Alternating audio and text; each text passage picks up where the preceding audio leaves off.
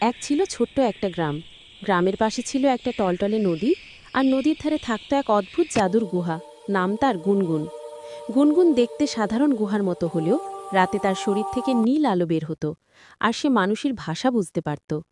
একদিন গ্রামের এক ছেলে, রিয়াদ, জঙ্গলে পথ হারিয়ে কাঁদতে কাঁদতে বসেছিল।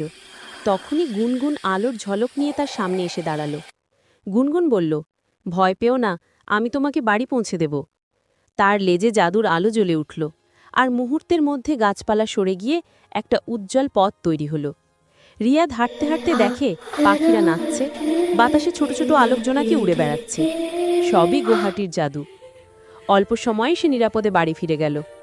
রিয়াদের মা তাকে জড়িয়ে ধরলেন, আর রিয়াদ পিছনে তাকিয়ে দেখল গুনগুন আবার জঙ্গলের ভেতরে অদৃশ্য হয়ে গেল। কিন্তু তার নীল আলো দূর থেকে এখনও মিটিমিটি জ্বলছে। বন্ধুরা, ভিডিওটি ভালো লাগলে চ্যানেলটি লাইক এন্ড সাবস্ক্রাইব করে দাও। এরপর থেকে গ্রামের সবাই জানল, জঙ্গলে পথ হারালেও ভয় নেই, কারণ জাদুর গুহা গুনগুন